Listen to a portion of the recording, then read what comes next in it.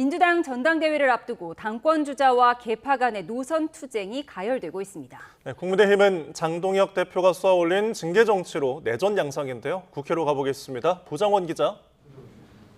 네, 국회입니다. 네, 먼저 여당 상황부터 살펴보겠습니다. 김민석 전 총리의 자기 정치 폐해 비판에 정청래 전 대표가 반격에 나섰다고요? 그렇습니다. 김민석 전 총리 어제 자기 정치의 폐해라고 정청래 전 대표를 직격하면서 포문을 열었었죠. 남탓만 한다, 계엄 해제 표결 불참 이유를 밝히라는 친정청래계 반발에는 꼭 대장동 때 국민의힘을 보는 것 같다고 받아치면서 오늘도 공세를 이어갔습니다. 들어보겠습니다. 저는 국민의힘에서 누가 얘기하나 사실 그렇게 생각했습니다. 그래서 무슨 꼭 대장동 때를 보는 것 같다 이런 생각을 했는데요. 일단 허위 사실입니다. 허위 사실에 의한 명예훼손으로 그러자 네거티브 안 하겠다, 동지의 언어만 쓰겠다며 대응을 자제하는가 싶던 정청래 전 대표도 하루 만에 태세를 바꿨습니다. 자신이 자기 정치를 했다는 김 전 총리 비판에 대해 SNS를 통해 조목조목 반박한 건데요. 국정에만 전념해야 할 현직 국무총리가 상황과 처지에 맞지 않게 당대표 로망 같은 발언을 해서 평지 풍파를 일으킨 게 대표적인 자기 정치 사례라고 그대로 돌려줬습니다. 김 전 총리는 3대 메가 프로젝트 관련 토론회를 한 뒤 질의응답도 예고했는데 어떤 반응을 내놓을지 관심입니다. 정청래 전 대표는 이르면 이번 주로 출마 시기를 저울질하고 있습니다. 송영길 전 대표는 내일 서울 여의도 당사에서 출마 선언을 예고했고요. 친문재인계 고민정 의원도 내일 당대표에 출마하기로 해 당권 레이스 한층 가열될 전망입니다. 민주당 전당대회 준비위원회는 이런 과열 양상을 의식한 듯 멸칭 사용 등 단합을 해치는 과도한 비방에 대해 강력한 조치를 취하겠다 오늘 경고장을 보냈습니다. 또 2018년 폐지된 청년 최고위원직을 되살리고 당대표 선출 시 여러 후보에게 선호 순서대로 순위를 매기는 선호투표제도 도입하기로 했습니다.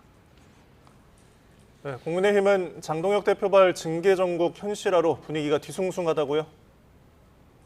그렇습니다. 국민의힘 윤리위원회는 어제 지방선거 뒤 처음으로 징계 심의에 착수했는데요. 징계 개시 등 별다른 결론 내지 않았습니다.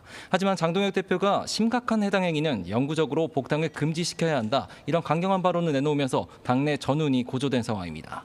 정점식 원내대표는 징계 여부와 대상, 수위 등을 수긍할 수 있어야 한다, 이런 신중론을 폈는데 일단 징계 사정권에 오른 반장동혁 측 반발이 거센 상황입니다.